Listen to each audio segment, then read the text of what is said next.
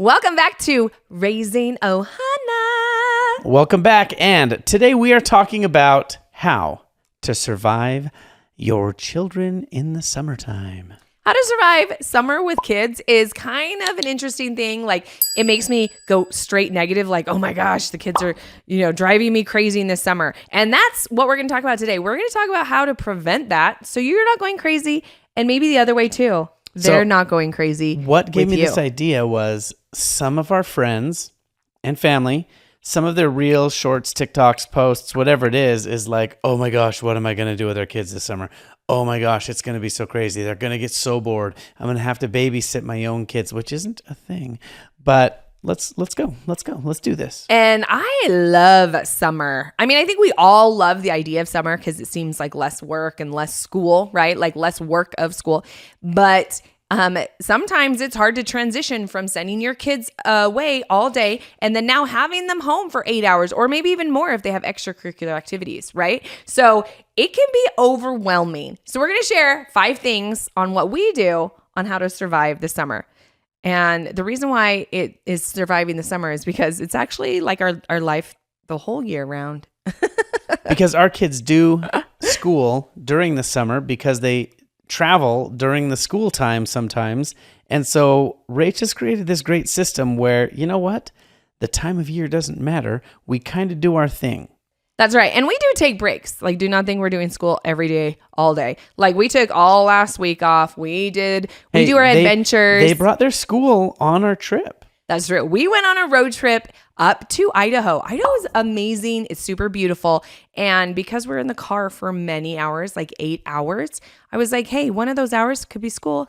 So let's kick it off. So the first thing that we do to help survive summer, and the main reason is because kids go a little crazy because things are just kind of off. They're not used to the system, the schedule, all those things. Well, they're so scheduled during the school year. They're so scheduled during all that time. And now the schedule has gone bananas. So the very first thing we do is we hold family councils. We hold them regularly. We hold them weekly at the very least, if not every other day. And sometimes we just have to call a family council. What was it, yesterday?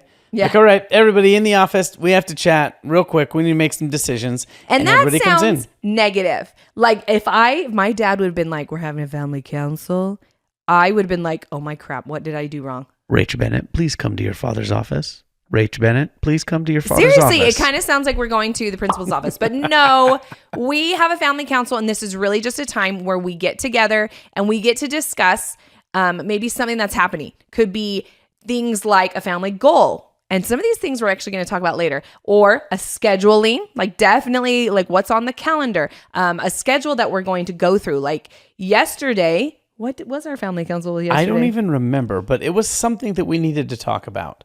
And our kids, what's interesting is they come pretty quickly to our family council because it means something has changed. Or they get a vote for something new. Yes. And that is why our kids are like, oh, family council, dope. I wonder what's going on. Because they get to come in, they're involved, they get a say in it. And if you don't show up, you don't got a say. That's right.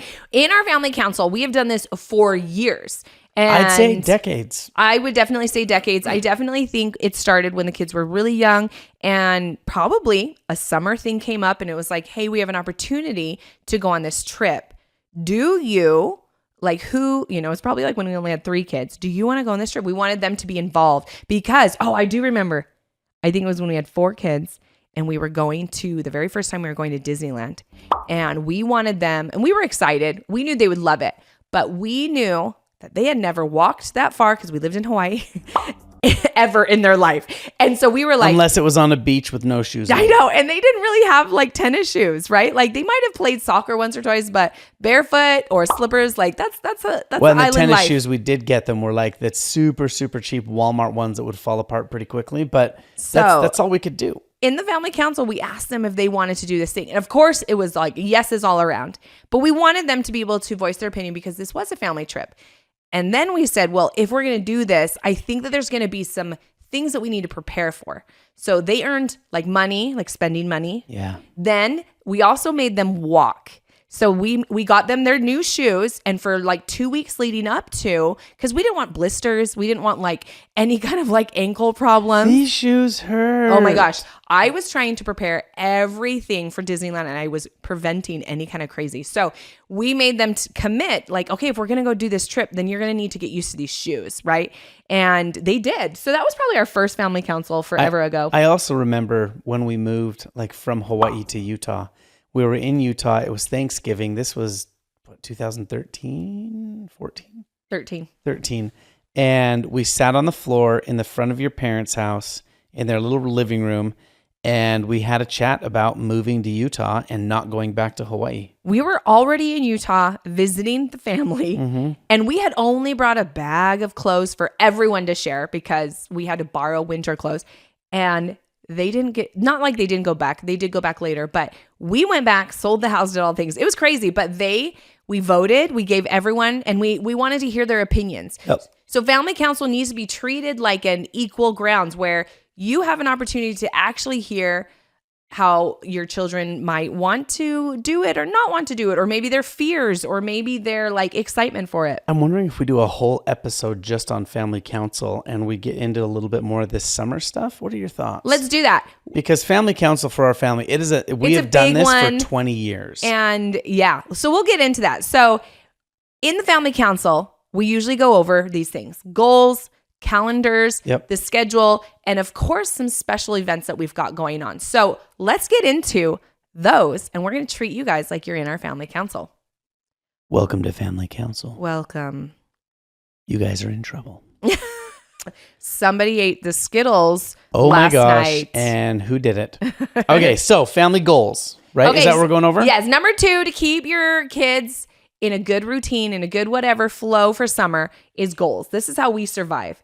I love goals. I live my life by goals. I used to love goals, and then I set so many different goals, and then I would go and pray about them and do my whole spiritual process to make sure the goal's right, and it always felt wrong. So I said, I'm going to stop doing goals, and I'm just going to do as good as I can, which isn't really great depending on the circumstances. It was great for years, but now I am back on board with goals. But I got so burnt out. It's hard when you get burnt out from different things. So yes, we are now back on goals. So in the summer, we make a summer bucket list, a goal for what we want the summer to like, maybe like a theme for the summer. Maybe like the theme summer is going to be camping, whatever that is. We sit down and we ask them like, hey, what do you guys want to do this summer? Like, do we want to go far? Do we want to visit like family, do reunions? Now, of course, there's going to be opportunities that you've probably already committed to or want to start planning for. So those we'll talk about later as we get to calendaring, but those should probably be on the goal list, or maybe a goal to have at that event. So like if you have a family reunion, maybe it's like, oh my gosh, I haven't seen cousin so-and-so. We want to reconnect with them. Or the goal at the family reunion is to not lose a child because you have 6 kids and you're going to go to a place where there's hundreds of them and we do not want to lose them, right? Like the goals could be anything. But the fun thing that we like to do is when we lived in Scotland, Scotland is I think amazing. Heber, though. Before Scotland, okay, yes, we did Heber. I think Heber, they had this summer program and they had little tags and you would go to the different things and they had somebody there. It was like unplugged or get away from screens or something. It was like the second city, I think, in Utah to do this. And they call it, they get it Heber Unplugged. They had this big kickoff. So they told you what was happening. And the idea was, the goal was to be not on screens as much.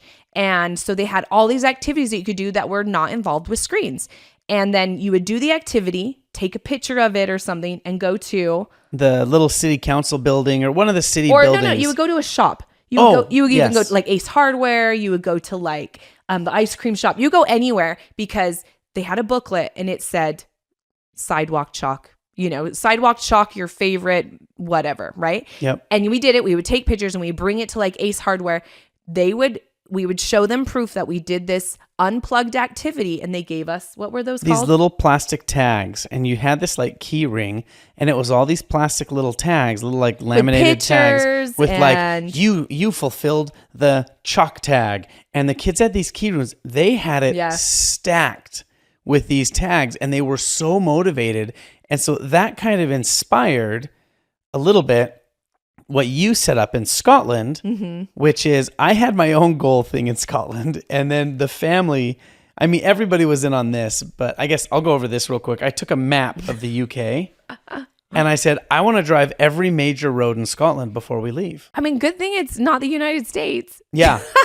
And I had a red Sharpie and we'd go on these road trips and I would find random ways to get, not random, but off the beaten path ways to get there.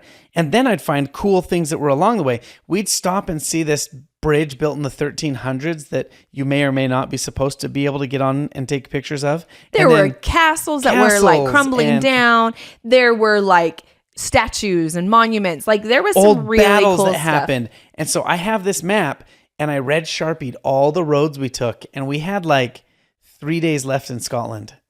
And I was like, we haven't done this whole coastline. I'm going on an 8-hour road trip. Who's coming with me? And everybody came. It was cool. And we found amazing castles that way and all this other stuff. And then we fulfilled it. So we did like the North Coast 500, the Aberdeen coast, everything. Well, Scotland has this cool, a lot of their castles, some are privately owned, like by the families, of course. And then there's like historic Scotland or like something of Scotland. And yeah, the National Trust, all these different nonprofit government things. Like the government like basically buys the land or the castle and they, refurbish it. And so you can get a pass and you buy this pass. And so getting into these castles are free. Like you buy the pass and I think annually for our family was like £100.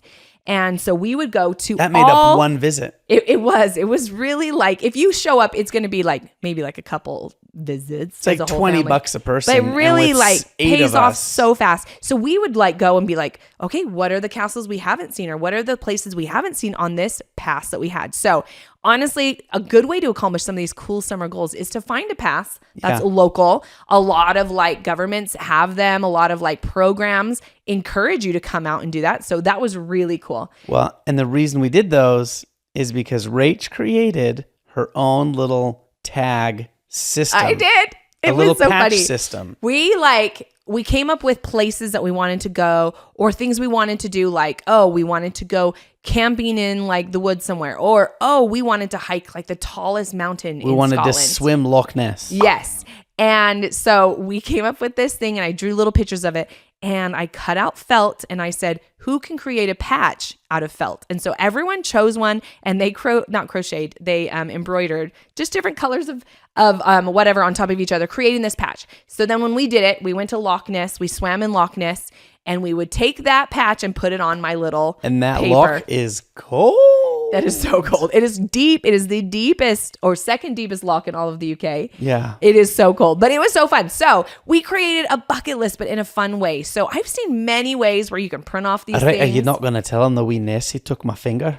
It did. The wee Nessie took my other finger. I Actually, lost it if you along the go way. to Scotland, you got to go to Loch Ness because their museum right by it my goodness. is so cool because there's been so many adventures and explorers trying to find Nessie. And there's been like 100 years of like exploration towards They have all Nessie. the old subs that went down to So look for cool. Nessie. It was one of like our favorite like mini museums in Scotland. Anyway, so family goals. Make a bucket list for something for the family to do. Like it could be easy, like a drive-in movie if you live near one. If you live near one, let me know because I'm looking for one.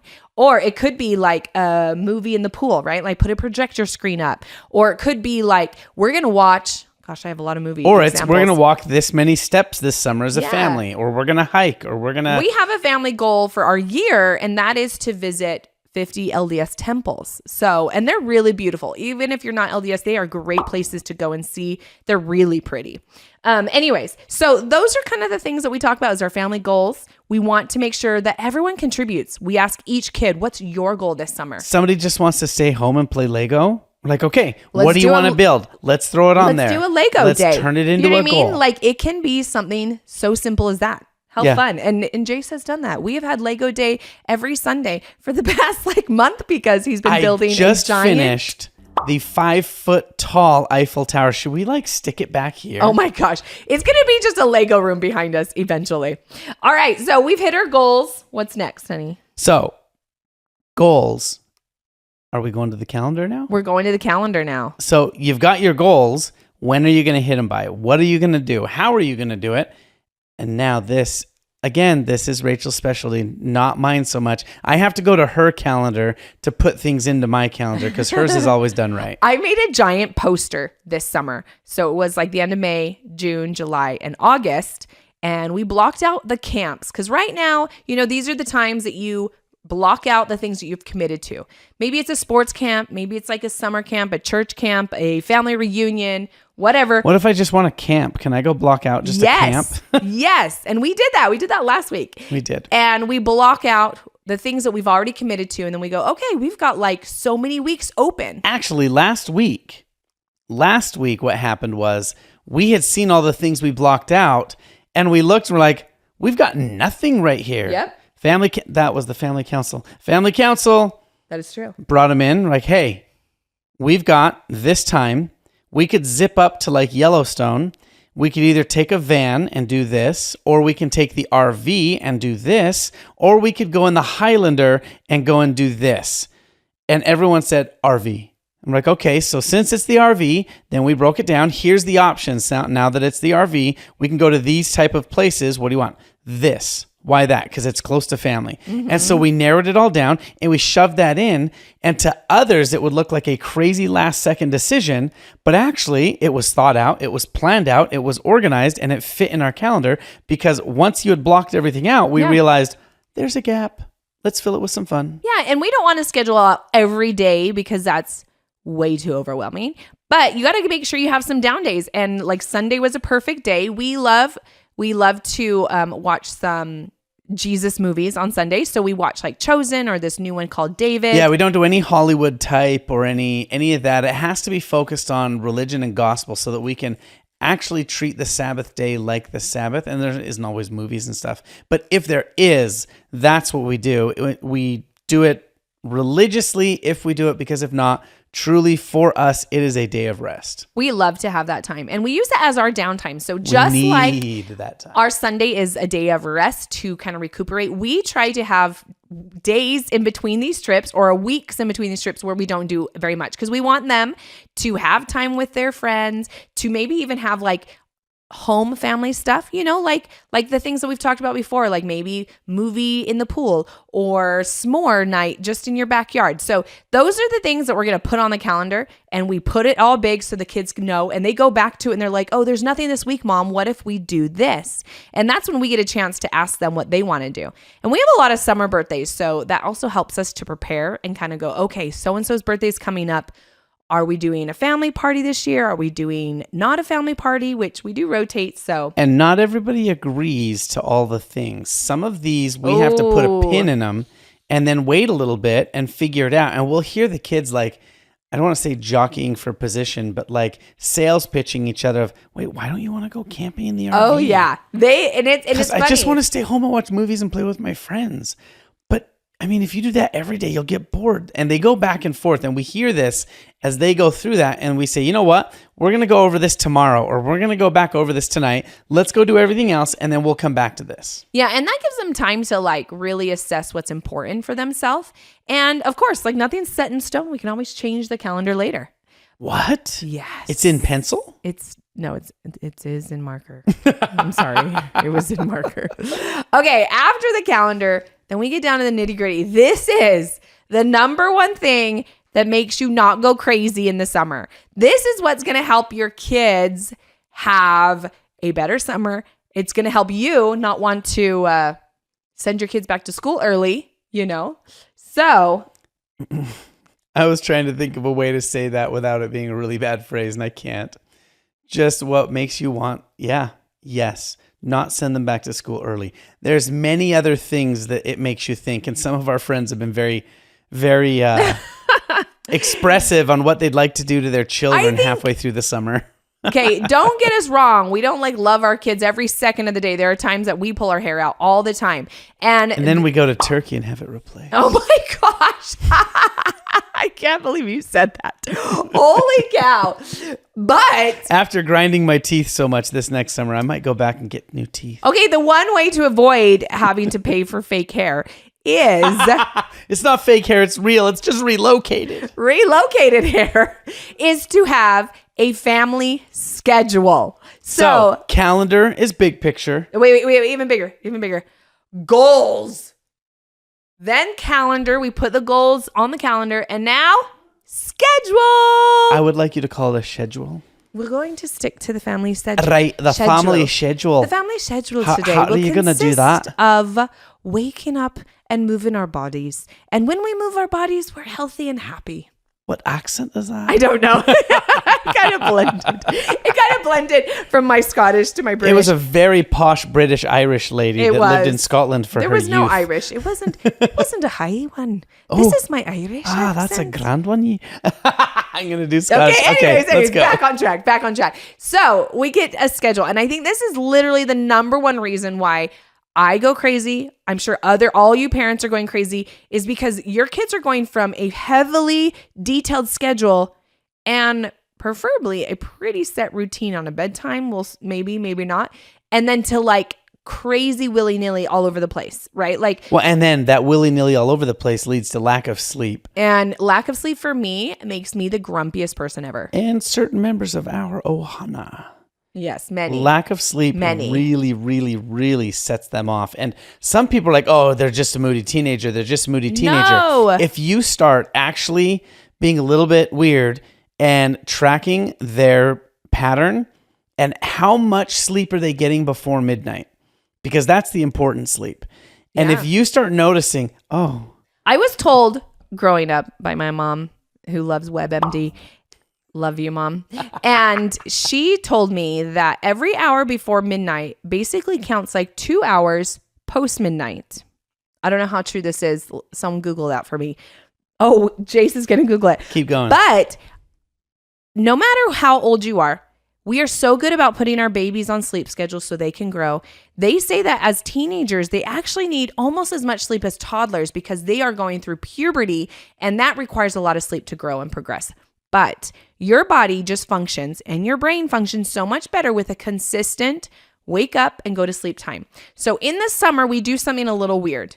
We extend the bedtime a little bit on the weekdays and we shorten the weekends. So instead of getting 11 o'clock curfew on the weekends, that means your kid's not in bed till midnight on Fridays, Saturdays, or Sundays, or however that looks for you. And then like maybe the weekdays, your kids go to bed at like 9:30, 10. We extend it so that it's about the same all around. So we set like 10:30, something like that. And each kid's different, obviously ages, the ones that are older, but we set it really consistent. Everyone wakes up at 7, is up by 7. We wake up earlier than that, but we require the kids to be up by 7. I don't think that's too crazy. So I got a crazy thing here. I typed in, is sleep before midnight more important for LDS people? Why did you put LDS people? No, I didn't. That's what it filled in. And it said, this is a myth. It's not more important for them. They're just like everybody else. Like it gave this description. So I got sidetracked. That's so weird. But then I did. It said, while it's often said 1 hour of sleep before midnight is worth 2 after, that is a myth. The most important thing Mom. is to get enough sleep overall and align your sleep with your body's natural circadian rhythm. Sleeping before midnight can be beneficial because it aligns with your body's natural sleep cycle, which can impact the quality and depth of your sleep. So yes, it actually is. No, it's not a mathematical equation that you can say from 10 to 11 is worth twice as much as afterwards. Whatever. No. I'm saying she's right. It is worth more. What did you say? Your mom's right. I've never heard that one before. Yes. I'm just kidding. So your natural sleep cycle is sun goes down. Yeah. You go to bed. Sun comes up. You wake up. That's why everyone gets so messed up with all this daylight savings nonsense. And so if you go to bed within reasonable hours of the sun going down and you wake up around when it comes up, your body functions better. This does not mean for those that live in the Arctic Circle where the sun does not set. Or if you're in Scotland and the sun goes to bed at like 1 a.m. or 11 a.m. We had or Alaska. crazy summers. So try to keep to a consistent schedule of sleep. So and that's that rhythm. I would suggest, like for my younger girls, 10 o'clock, no matter if it's weekday or weekend, and then wake up at 7. because that gives them a little bit later time on the weekdays and a little bit shorter time on the weekend. That's 9 hours. But that makes them happy to rotate and get up. And most likely they'll wake up before 7. And for us, obviously we aim to go to bed at 11 and we wake up at 5:30. And we get up and go exercise or do whatever. But if you can get a schedule, now that was just sleeping schedule, but for our family, we like to have a schedule of how we start the day and how we end the day. So the middle of the day will change because one day kids got driver's ed. Another day kids got or next week, someone's got sewing camp in the middle of the week, right? So the middle of the days, that schedule is a little bit open, but we start and we end our day pretty consistently most of the time. Right. Well, and here's one thing we do in our schedule that looks pretty crazy to other people, but to us, I honestly attribute our family getting along so well to this. We literally eat breakfast together almost every single morning. We have lunch almost every single day together. Mm-hmm. And we have dinner very, very often together at a table, sitting down, and we talk and we chat and people go through their stuff. And I honestly think that when you're not eating and making time to at least have one meal together as a family, whether it's breakfast because everybody has nighttime stuff that night, or whether it's night that night because people, whatever it is, as many times as you can. And in the comments, people are like, well, what if you don't have that luxury? Totally understand. I'm just saying that our family gets along so well because we do sit and eat and talk with each other and ask questions and explain stuff. And sometimes it gets a little fiery. It does. But the majority of the time we get along. We laugh. People make jokes. Everyone's kind of like, oh my gosh, did you see whatever that happened? Or, oh my gosh, so-and-so said this to me, right? Like we have discussions. And this goes back to, if you've listened to some of our previous podcasts or watched them, communication is key, right? And all of these go on communication. Family council is based around communicating. Goals, we communicate what we want to be together, right? Calendaring, putting everyone's calendar together. That's all communication. And so here on this schedule, really, honestly, you're right. I've read so many articles that say family meals really create the longevity and open communication in a family to create a longer lasting relationship where as your kids leave the house and become adults, they still communicate with you, right? Like this gives you opportunities to hash out those problems, or the more you're around someone, you have to, you have to have that time to talk. It gives the parents a chance to have everybody there and to control the situation, and not in a bad way or a demeaning or an overbearing way, but in a way that you can say, hey, how was your day today? And like, good. That's how it'll be in the beginning. If your family isn't used to this, you have to get good at asking questions. Oh, hey, so when you were at school, was math kind of crazy today? Or find something they had talked about and show them that you're interested. Don't be interesting at the table. Just be interested in everyone else. Yeah. Hey, was your math teacher kind of crazy today? I mean, if it's the summer, hey, so when your friends went out last night, are they still alive? Like, what's going on? Oh my gosh, Dad, you know what they did? Right. We want them to open up to get to those stories. And like Jay said, if you have a hard time coming up with questions, there are so many questions online that are like dinner topics or questions to ask at the table. I actually have this book that is really random and it says 2,000 things or questions to answer. And it's so random from one to the next. What was your favorite color? Like this summer, or pink. And then the next one would be like, what was a book that you read that you remember from like elementary school, right? Like there's so many different things. Mockingbird. And okay, well, we're going to keep going. Cookies with nuts or raisins or none? None. Anyway, so it's like things like that. It's like totally random things and it gives them topics and we just kind of sometimes answer, but then that sparks, as in Tony, conversation and helps you have that open communication. So that is part of our routine. We wake up, we have a meal together, breakfast. We talk about our day. So we actually we like hash a mini counsel out in there, right? Like we do our scripture study, we do our family counsel right there at the table, talk about what's going on today. Oh, Evie's got to babysit. So at breakfast, we go over that mini counsel. What's the schedule for the day? Oh, in the middle of the day, like I said, it's going to be crazy. Evie's got babysitting. So-and-so's got sewing camp. Oh, I want to go to my friend's house, whatever that schedule is. And then you get to like see what it's going to be like. So we start our day together. We start it with a meal. We start it with a family counsel. And discussing some scripture, which helps us because we believe like starting our day with God is important. And then we go about our day. And then in the end of the day, you must be home for dinner. Occasionally, the kids will be at a friend's house or some project or some program or something that takes them away from dinner. And that's fine. 2 nights ago, I was like, hey, you two are gone. We're over here. So try to see if you can get them to feed you dinner tonight, because if you come home, we're already gone doing this. And so I was like, please eat dinner at your friend's house tonight. I was scheduling and I had a goal. That's right. I had a goal not to feed them. And so you would go over that in the morning. But normally that only happens like once in a great while. But normally everyone comes home for dinner. And if their friends are around, they're welcome to eat with us. And we end the day how we started it. We have dinner. And maybe we do some other things like games, movie night, or whatever. And then we end with like a family prayer, ending our day with God. If Cora's in charge, she will have us play a card game. Cora is a card shark. She really is. Don't ever gamble with her. Rachel is also a card shark. Anyways, so that is our schedule. We keep it pretty routine where we start the day and end the day. And of course, we'll like play some games or we'll do something fun. But we end our day with a family prayer. And kids go to bed that have to go to bed earlier than the others. And those that aren't, they have some like alone time for themselves. Or they go and read or they watch something else, Or they go back out and hang out with their friends until curfew.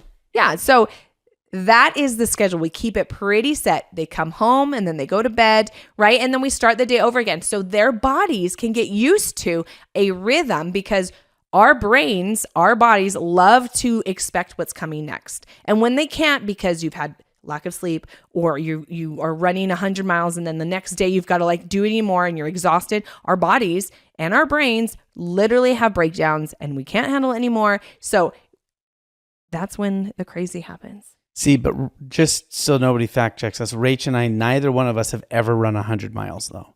So just to be sure, we're not, giving all this fake information, all this crazy stuff that we're big marathoners. Fake news. We do 4 marathons at once in a day. We're super amazing. How many miles is a triathlon? I don't know. Is it like literally 3? Like you're looking at like 80, 90 miles? I don't know. Anyways, okay, that was a detour. But the schedule is what's going to keep your kids happy. It's what's going to keep me happy. And although Jace does not love to live by a schedule, he's happy. But actually, he doesn't mind the morning and the evening time the same. And we just let him roam free in the middle of the day. He does whatever they crazy put me out things. to pasture in the middle of the day. We just say, you do whatever you're going to do. Actually, no, I ask him all the time, what are you doing? What are you going to do in an hour? Can I come with you? I'm really, really... Are you in go mode, or do you want to go on a walk right now? Or that's what I said. Or do you want to go record a podcast? And that's why we're here. We are here. And now, here is my favorite part of all of this. The favorite part of summer is one-on-one time with our kids. Whoop, whoop. I was just going through some stuff with Shay, going through my phone. No, Instagram. I helped Shay post to Instagram something because he doesn't have it out in the Philippines. And so I posted this video he had made. Oh, it was so cute. And then I was scrolling through his mission. Instagram, and there's all these posts of he and I, and he and I, and he and I, and all these little things. And it's all the times Shay would only post his school dances or his one-on-one times with me on his Instagram. Like a true high schooler, dances and dad time. Right? Like, that's all that was on there. I got emotional. I was like, we spent so much time together. Yeah. We'd go hiking, or we'd go driving, or we'd go, who knows, skating, whatever it was. There's all these photos all the way back to when the dude is like this big, which was like when he was 14. And our kids were short for some but time. no, like I'd take him on a little skate date. I'd take Raquel on skate dates. That's what I did when I owned my skate company. Goodness, 20 years ago. What Jason's trying to say is the importance of one-on-one time. It is. It's literally Raquel still is like, hey, remember we used to go skate and get like a donut or a shave ice or whatever it was. And that is what and we don't nearly do it enough. Like, we encourage this and we have to schedule it. We have to put it on our calendar or else your day of nonsense goes by, and that moment that could have made that day a million times better just kind of passes by. So I know it kind of seems out of like all the things that we're doing might be like really big things, but no, like Jay said, taking a skate date down literally to the ice cream shop or something with your kid, that's a one-on-one time. It doesn't have to be a day, like a whole day date or a weekend. It can be just 30 minutes. Before Raquel left on her mission, she came up to me. She's like, Dad, so what would you do about? I'm like, you know what? Let's go grab 2 boards. We literally just skated around our block once. And at the end of it, she's like, oh my gosh, that was so good. Thank you. And I was like, it's as simple as hopping on a bike and doing that, or going on a walk. Or if they're really little, take your kid to a park and just let them roam. And they'll come back and chat with you and go over stuff. It's that one-on-one time, again, being interested in your kids is a massive, massive part of this, because if they know you're interested, what is it? They don't care how much that you know until they know how much you care. That is 100%. It is so true. And sometimes in different times of your life, you're going to connect better with one kid because maybe they have an interest that you like at that time. And so you want to do that thing with them. And it's easier for that kid. But you need to make sure that you're making time for all the kids. And even if it takes one every 2 weeks, one date every 2 weeks or so, then that's what we kind of have to do, is like one every 2 weeks, because it is hard to schedule everything in. Or if you can do one a week, it can be grocery shopping, and then you go somewhere and do something that they want. It can be going to the library because they love the library. It can be anything like that. It does not have to be expensive. It does not have to be big. Or it can be. Because on the other side of the spectrum, that's right, is my dad would travel and he would do these lectures to orthodontists, and he'd go to Japan and Australia and all these crazy places.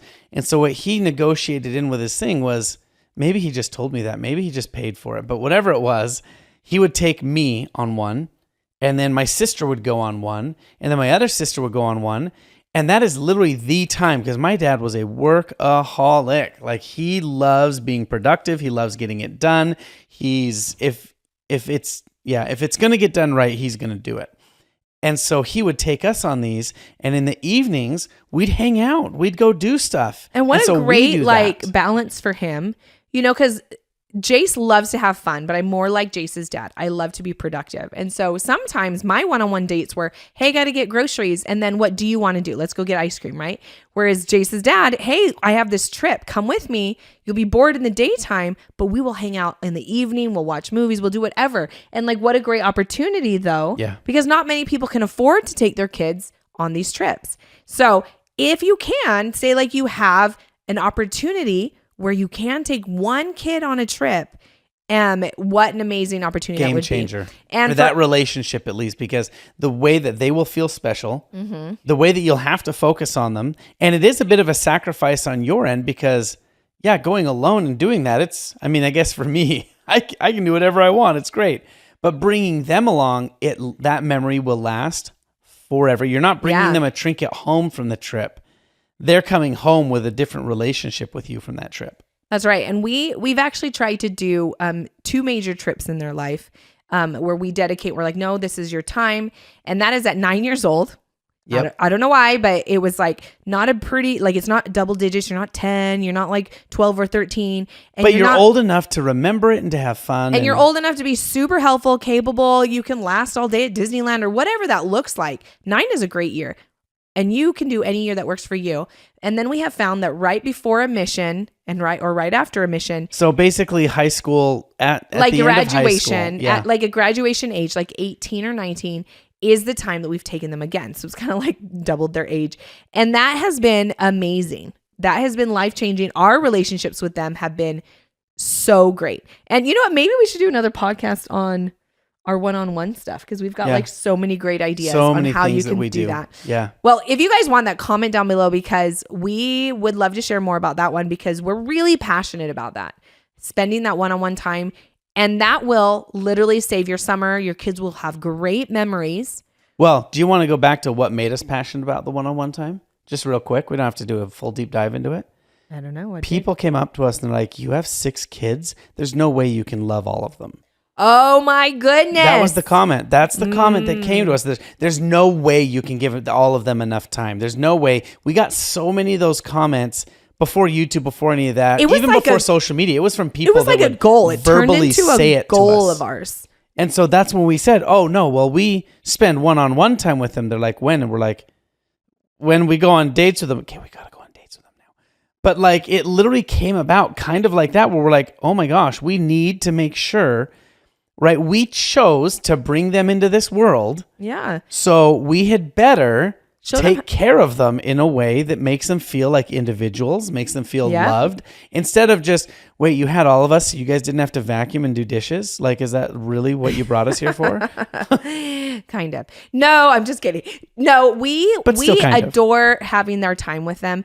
And a great time to do that is also like birthdays, like, hey, I'm going to take you on a birthday dinner, like it might be really expensive to take the whole family out to like Italian. And it's a great excuse to save money. Sorry, guys, it's their birthday dinner. But then they get that opportunity to feel special. There's so many ideas we have. So if you want to hear more, definitely comment below. But we hope that some of these ideas have helped you in how to survive your summer with your kids at home. Right? Like, make sure you start with that family council. Go over what everyone is worried about. Like, ask them their stresses. Ask them what they want out of summer, right? Make those goals. So are you saying if you want to have an epic summer with your kids where nobody wants to end each other, communicate? End each other. Yes, communicate. Write the goals down. Put it on a big calendar. Then Talk. Schedule it out. Then one-on-one time. Boom, boom, boom, boom, boom. Really, these things, and when we do it right, don't think that we're like perfect at all, because we definitely have weeks like last week after our camping trip was awesome. I literally had a mental breakdown because it was like overwhelming, all the stuff I had to do at the very end of the week. And it was like too much. And then we had friends show up and say, hey, we're going to go camping tonight with you guys, right? And we're like, yes, because we love you, but no, because we don't want to die. Well, because of that, I absolutely had the best time with them, but I personally needed downtime. So Sunday, I took like a 4-hour nap on Sunday. Then I went to bed early on Sunday because I was physically exhausted. So make sure you keep to a schedule, because that will keep you literally surviving all of this fun awesomeness in the summer. So give us all your comments down below. We are very active. If you look at any of our other videos, we love to comment back. Yes. We also take your comments and we go, oh my gosh, we should talk about that. So you guys might have some great ideas we'd love to discuss and talk about in another podcast. That's what I'll do. I'll print out, I guess nobody prints anything, but I'll screenshot some of the questions we get, and we'll actually go over some of these in the end of our podcasts and do that every once in a while, because we're starting to get a lot of comments. Let's do that right now. All right. We want to answer some of your questions. And this comes from the Preparing Your Child for Marriage podcast. We had some great comments on there. We love all the comments. We've been replying to a lot. But here's one question, and we really enjoyed this question. This comes from C. Flores. What is the book called for the communication topic? We talk a lot about communication, and one of the many that we read, but this one is our favorite. It is called The People Code by Taylor Hartman. And he's got character code and then also communication in marriage, like a code for marriage, which is really cool. Yep, it's a great book. That book book just came out. So we'll try and link that down below in the description. It used to be called The Color Code, but it is called The People Code. It really helps to just understand each other. So there you go. We hope you guys...